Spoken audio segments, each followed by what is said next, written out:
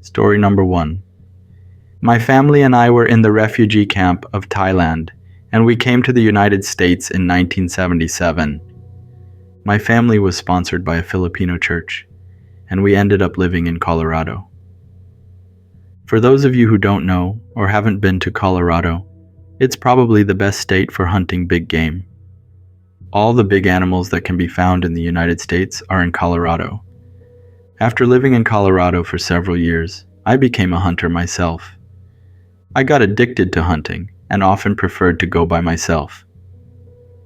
There was one particular time when I was out hunting deer, and it was cold.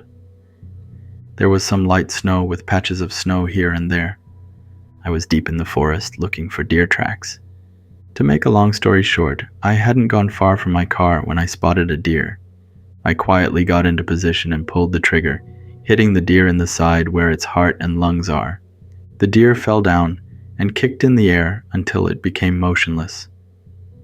I thought to myself how lucky I was, as it was a quick hunt. I checked on the deer, and it had died, so I started gutting it and taking the insides out. We don't eat wild animal organs, as they may contain chemicals and metals that are toxic to humans if consumed in large quantities. I quickly gutted the deer, removing all its organs and intestines. I debated whether to drag the deer back to the truck or drive the truck closer to the deer. I decided to drive my truck closer since the deer was uphill, and I could just park at the bottom and drag it down. I got back to my truck and drove it closer to where the deer was. I parked at the bottom of the hill and climbed back up to where I'd left the deer. Before I reached the spot, I noticed a strong, rotting smell. It had a sour, decayed odor, which I found strange. When I got to the spot, the deer was gone. Its intestines and organs were still there in a pile, but the deer was missing. I started looking around. My first thought was that there must be a cougar, or maybe a bear around, that had dragged the deer away. However, I didn't see any evidence of the deer being dragged away as I examined the ground. I began hearing someone walking around in the area, with little dry sticks snapping underfoot. I looked up, and not far from me, I saw a deer walking out from behind some trees. The deer turned its head to look at me and blinking its eyes. I swear it was the same deer I had just gutted. The deer was walking naturally, but what was strange was that there were two naked, pale human legs walking with the deer. These two legs were coming out from the deer's hollow abdomen that I had gutted earlier. I was terrified as I watched the deer walk away. I hurried downhill, got back to my truck, and drove out of that place. It was so strange. I mean, it could have been a person inside the deer's abdomen, lifting the deer up and walking away. But what's bizarre is that the deer was also walking, and when it turned its head to look at me, it was like the deer was still alive. There's no way a person inside the deer could control its head and neck so well like that. I know that hunters in Colorado have encountered weird things in the forest. In all these years, I've never experienced anything creepy except for that time. To this day, I still have no explanation for what I witnessed that day. Story number 2. When I was 10 years old, I started hanging out with the wrong kids at school. I was doing stupid things and getting into trouble all the time. In fact, my parents were always arguing about me because my father was either always working or out with his friends hunting. Therefore, he was never really home, and I wasn't scared of my mother. One day, my father said he would be going hunting with his friend. My mother was already upset and didn't really say anything. My father sensed that she was upset, so he said he would take me with him to teach me how to hunt. My mother was probably tired of me because if I wasn't out with my friends, I was home bullying my younger siblings and causing chaos. I didn't really want to go hunting with my father, but he made me go. It turned out that his friend's wife started having some really bad cramps, and she was 7 months pregnant. So his friend couldn't go because he had to take his wife to the hospital.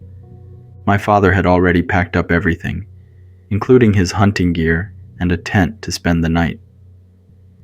Instead of staying home, my father said we'd still go hunting and camp for one night in the mountains. I was a little excited since it was squirrel hunting, and I thought I'd get to shoot. It would be my first time. We got to the mountain late, but according to my father, squirrels are actually very active right before sunset. I thought my father was going to let me shoot some squirrels, but I ended up just watching him shoot. I mean, I get it. I was hanging out with the wrong crowd at school, so I understand why he wouldn't let me touch a weapon. Right after sunset, we returned to the area where my father's truck is. He started making a fire pit with rocks, and then told me not to go anywhere while he went to collect some wood. My father went around the trees, and I picked up a stick and started poking the squirrels he had left there. For some reason, my father was gone for a while, and the sun had already set. It was about to get dark. There was no breeze, no sounds of insects or birds. Everything seemed frozen in time. I stood up and looked around, and I don't know why, but I felt scared. I felt like I wasn't alone. There was this strong feeling that something was approaching me, so I turned around and tried to open the door to my father's truck. All 4 doors were locked. I could hear my father calling, but he sounded far away. He kept calling me from afar, as if he was lost and trying to find his way back. I answered his calls and shouted, "I'm over here, Dad!" I think he heard me, but when he answered, it was from the east side. At first, I had heard my father calling from the west side, where the sun had set, but now his voice was coming from the east, and his voice was stuttering for some reason. I don't think I'd ever heard my father stutter before. Then I heard the stuttering voice call out again, where are you?" I got scared, so I climbed onto the trunk of the truck. But I still felt unsafe, so I jumped back down and got under the truck. I could hear my father calling me from the west side, and then something mimicking his voice called me from the east side of the forest. While I was under the truck, my imagination started scaring me. I kept imagining that something was going to grab my foot and pull me out. I got out from under the truck and realized that the area had changed somehow. The trees were different, and the big rocks in the area were different. It was so weird, like I'd entered a different dimension or something. I started running straight ahead towards the direction where I saw my father went to gather woods earlier. I knew the voice that was stuttering wasn't my father, but that stuttering voice seemed a lot closer, so I ran towards the non-stuttering voice that is a lot further. I kept running and running through the forest for about 5 minutes before I saw my father's truck ahead of me. It was as if I had been running in a circle. When I got back to the truck, my father angrily asked me where I had been. He was mad at me, but when he saw how scared I was, he calmed down and asked where I had gone, because he had been there for 20 minutes and had already started a fire. But I was gone. That's why he was calling for me. That was so strange, because I had just gotten out from under the truck 5 minutes ago and ran. I told my father what had happened. That night, we slept in the truck because I could sense that my father was worried. But driving home on mountain roads in the dark is extremely dangerous. Luckily, nothing happened overnight, and the next morning, we drove back home without hunting. That was one of the strangest experiences I've ever had, and I haven't gone hunting or camping since. Story number 3. One day, my cousin Lee and I went out hunting for squirrels. We headed out very early in the morning. Once we got to our spot, we decided to split up and meet back at our truck by sunset. It was a hot day, and I was out of luck for some reason. I didn't see a single squirrel. Since we started early and the weather was warm, I could feel my energy draining away. I was almost out of water, so I decided to head back to where we parked the car and wait there for Lee. When I got back, the sun was casting a shadow from the car. I decided to sit on the shaded side, drink some water, and lean against the car. It was getting late and the sun was about to set, but Lee hadn't returned yet.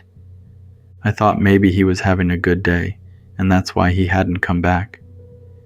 As I sat there, Leaning against the car, I started to feel a little sleepy, dozing off here and there.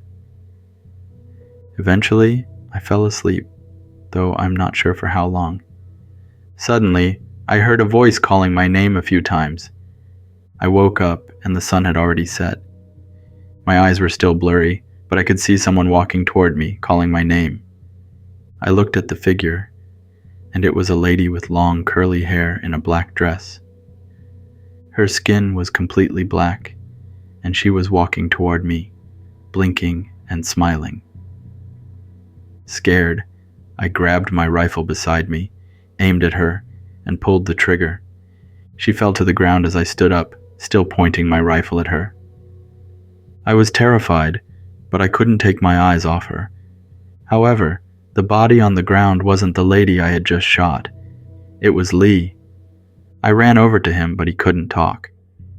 He was moaning in pain, and I tried to put pressure on his chest where I had shot him. After a short time, Lee stopped breathing. I left everything there with him and ran to the car. I drove to the park ranger station and reported what had happened. An ambulance was called, and Lee was rushed to the hospital, where he was pronounced dead on arrival. All of our relatives and Lee's family were there at the bedside with me. Some police officers came in, and I was handcuffed. The police asked me what had happened, and I told them it was a hunting accident. As they put me in the police car, my relatives asked the policeman if they could have a word with me. I told the relatives what had happened during our hunting trip. Before Lee's funeral, the family and relatives summoned a spiritual healer, or shaman, to perform a ritual. They wanted the shaman to look into the situation. The shaman wasn't aware of what had happened. He was only told that there had been an accident while hunting that resulted in the death of Lee. The shaman didn't know about the lady in black that I had seen. After the ritual, the shaman told the family and relatives that he had gone into the spirit realm and saw that Lee was with a lady in a black dress and black skin. What he found out was that on that day, Lee was hunting squirrels and happened to see a black bat in a tree. Due to the lack of squirrels that day, he decided to shoot the bat for fun. The bat that Lee shot and killed was the son of the lady in black. The thing Lee shot was a spirit in the forest and had decided to turn itself into a bat to find foods.